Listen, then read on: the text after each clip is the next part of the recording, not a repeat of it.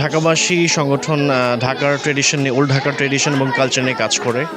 আমরা প্রতি বছর সাকরাইনে পৌষ সংক্রান্তি উপলক্ষে আমরা একটা ঘুড়ি র্যালি এবং ঘুড়ি উড়ানো উৎসব আয়োজন করি। তো আজকে আমাদের র্যালি ছিল, আগামীকাল হচ্ছে আমাদের ঘুড়ি উড়ানো উৎসব। এটা আমাদের ওল্ড ঢাকায় হবে, উর্দু গির্জা রোডে। মেইন উদ্দেশ্য হচ্ছে ঢাকার সংস্কৃতি আস্তে আস্তে হারিয়ে যাচ্ছে এবং সাকরাইন যেভাবে অন্যরা পালন করে, তো আমরা সাকরাইনে জাস্ট ঘুড়ি ওড়াই, কিন্তু এখন তো অনেকে আতশবাজি করে, অনেক কিছু করে। তো এটা পরিবেশের জন্য অনেক ক্ষতিকারক। তো আমরা যে উৎসবটা করি এখানে কোনো আতশবাজি বা কোনো ধরনের বাজি ফোটানো হয় না, জাস্ট আমরা ঘুড়ি উড়াই। ছোট থাকতে তো খেলার মাঠ অবশ্যই ছিল, কিন্তু এখন তো কিছু কিছু জায়গায় খেলার মাঠ মানে ভাড়া দিয়ে তারপরে খেলার মাঠ নেওয়া হচ্ছে, মানে ইনডোর যে গেমস কর্নার যেটা আমরা বলি।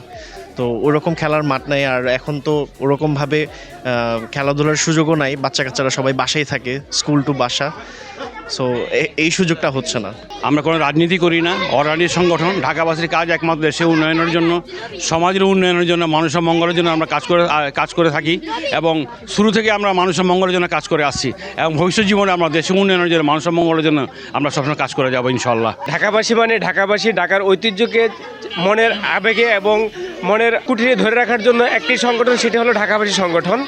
আমরা শুধু সমাজ কল্যাণের জন্য, আমরা সমাজে বিভিন্ন উন্নয়নের জন্য আমরা কাজ করি।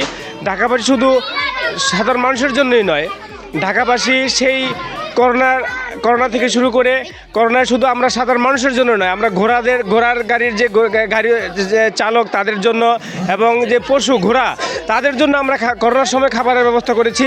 এই ঢাকাবাসী সকলের সহায়তা এবং সাহায্য কামনা করি এবং সবাই আমাদের যে সাড়া দিচ্ছেন এর জন্য সবাইকে আন্তরিক ধন্যবাদ।